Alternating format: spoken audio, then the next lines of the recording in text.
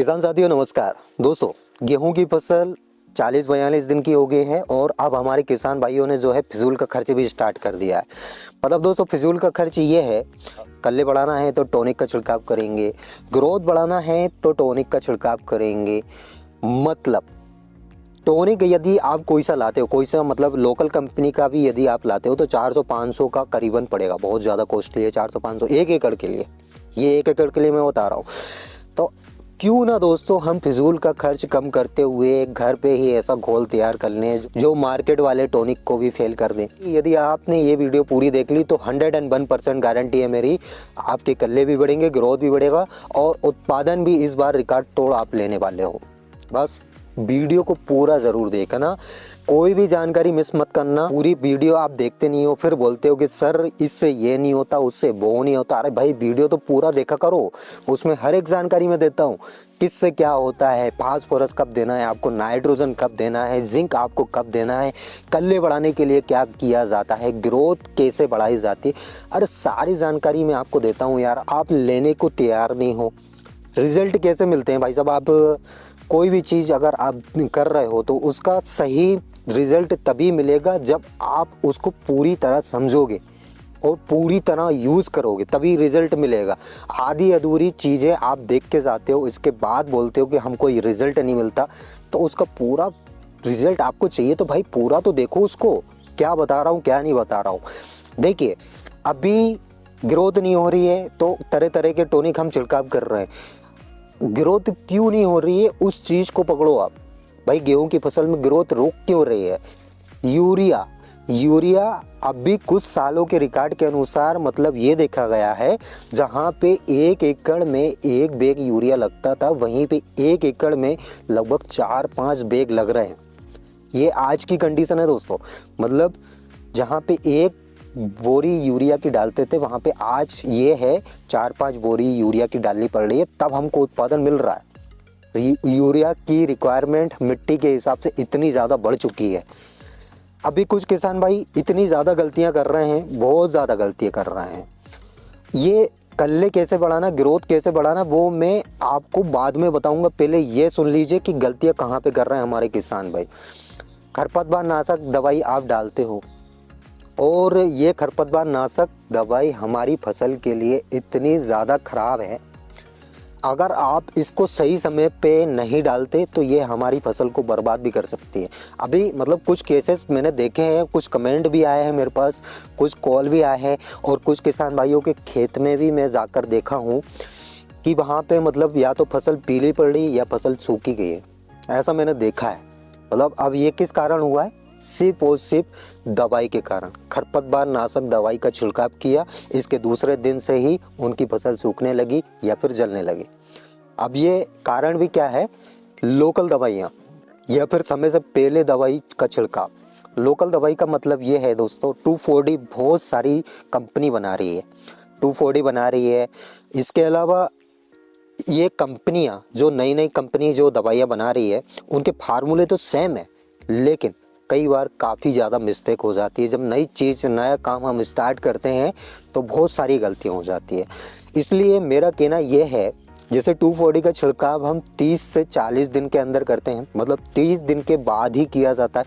कुछ किसान भाई क्या है 30 दिन से पहले कर देते हैं, मतलब पहला पानी निकाला उन्होंने और इसके बाद 2,4-D का छिड़काव कर दिया। 25 दिन की उम्र में ही हम 2,4-D का छिड़काव कर रहे हैं। तो छोटी उम्र में यदि आप छोटी फसल में यदि 2,4-D का छिड़काव कर रहे हैं तो वो नुकसान करेगी, ये पक्की बात है। फिर भले आप कुछ भी कर लीजिए, वहाँ पे ग्रोथ बढ़ाने के लिए फिर आपको यूरिया डालना पड़ेगा, फिर टॉनिक डालना पड़ेगा, कहीं ना कहीं खर्च हमारा बढ़ रहा है। और दूसरा कारण ये है, लोकल दवाई का कभी भी यूज़ ना करें। मतलब आप 2,4-D करो या फिर कोई सी भी दवाई का छिड़काव कर रहे हो तो ब्रांडेड दवाइयों का छिड़काव करें। अब ब्रांडेड में कौन सी, देखो हमारे किसान भाई इतने जागरूक तो है नहीं कि उनको हर कंपनी के बारे में मालूम होगा कि ये कंपनी अच्छी बना रही है, ये कंपनी बेकार बना रही है। कुछ कंपनियां हैं जैसे उत्तम की 2,4-D अच्छी आती है, श्रीराम की 2,4-D अच्छी आती है, इफ्को की 2,4-D अच्छी आती है, धानुका की 2,4-D अच्छी आती है, इसके अलावा वायर की 2,4-D अच्छी आती है। तो इन कंपनियों की 2,4-D आप लेकर डालिए। इसके अलावा जो भी आप दवाई का छिड़काव करो वो अच्छी कंपनी की दवाई लो। ये नहीं है कि मतलब लोकल कंपनी, हालांकि वो लोकल कंपनी वाला आपको सस्ता मिल जाएगा। जिन कंपनी के बारे में मैंने बताया कि ये थोड़ा कॉस्टली मिलेगा, लेकिन ये आपकी फसल के लिए नुकसान नहीं करेगी, ये बात भी आप समझ लेना। जितनी अच्छी कंपनी की दवाई आप डालोगे उतना ही बेहतर है। तो इन बातों का ध्यान रखें दोस्तों। 2,4-D का यदि आप छिड़काव करवा रहे हो, खरपतवार आपके खेत में हैं, तो आप 30 से 40 दिन के अंदर ही करवाएं। इससे पहले 2,4-D का छिड़काव ना कराएं और अच्छी कंपनी की 2,4-D लेकर डालें, ताकि हमारी फसल में कोई भी नुकसान ना हो।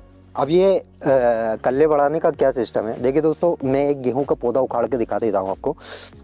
ये गेहूं का पौधा आप देख रहे होंगे, ये अभी हमने इसमें सिर्फ एक पानी निकाला, दूसरा पानी अब हम लगाने वाले हैं। लगभग 40-42 दिन की स्टेज पे है ये अभी। अब ये दूसरे पानी से पहले देखिए, यूरिया तो हम सब डाल रहे हैं, यूरिया कंपलसरी है। और यूरिया आपको मात्रा बढ़ानी नहीं है दोस्तों।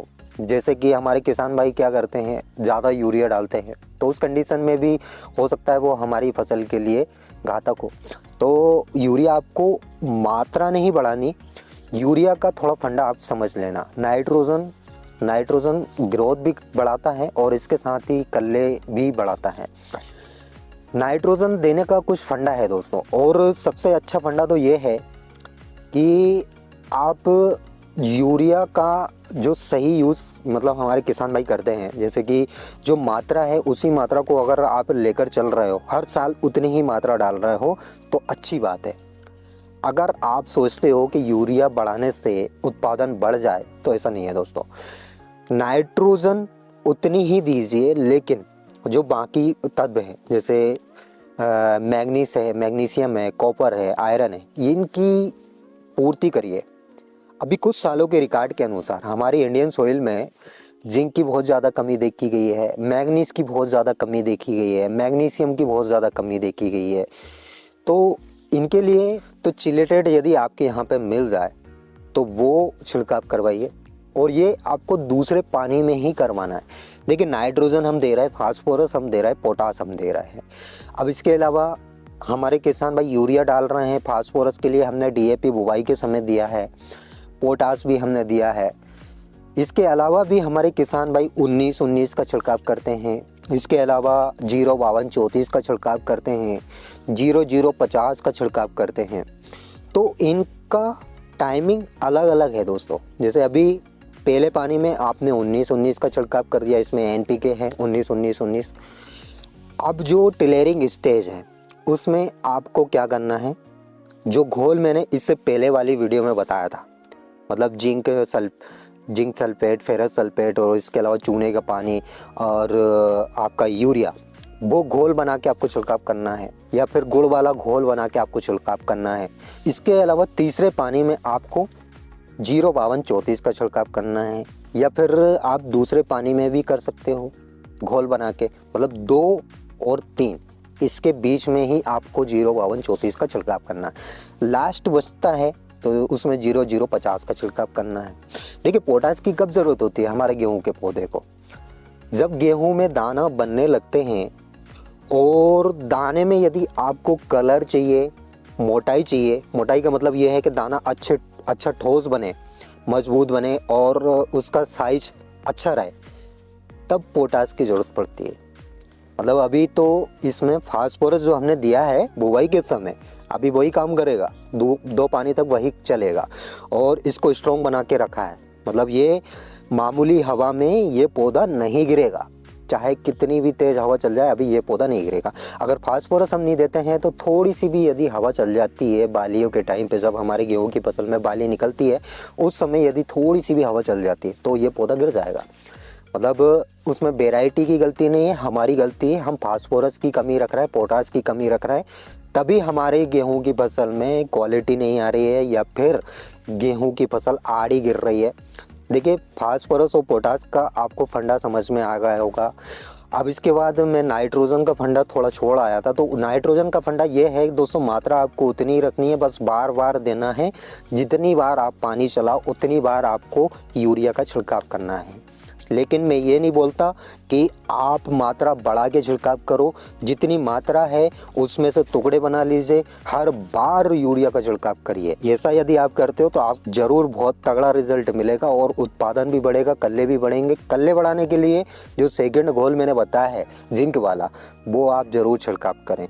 और उसमें आपको और कुछ डालने की ज़रूरत नहीं है। मैग्नीशियम आयरन इसका भी मैंने एक घोल बताया है गुड़ वाला, उसका आप छिड़काव करवाइए। अरे ये सब करवाइए, और कुछ मार्केट से लाने की ज़रूरत नहीं है। कोई मतलब नहीं है फिजूल का खर्च करने की। देखिए, जितना ज़्यादा खर्च करोगे उतनी ही लागत बढ़ेगी। भले ही आप उत्पादन बढ़ा लीजिए, लेकिन लागत तो हमारी हाई जा रही है। उत्पादन बढ़ा के आप क्या करोगे? लागत और उत्पादन दोनों मेंटेन करके यदि आप देखोगे तो जो पहले वाला रूटीन चल रहा है, मतलब कम उत्पादन लेकिन लागत भी कम हो रही है, तो वही चलने दो यदि ऐसा हो रहा है तो। क्योंकि कोई मतलब नहीं है मार्केट से फिजूल की चीज़ें खरीद के लाओ और इसके बाद छिड़काव करवाओ। तो आई होप दोस्तों आपको मेरे द्वारा दी गई जानकारी समझ आई होगी, वीडियो पसंद आई होगी।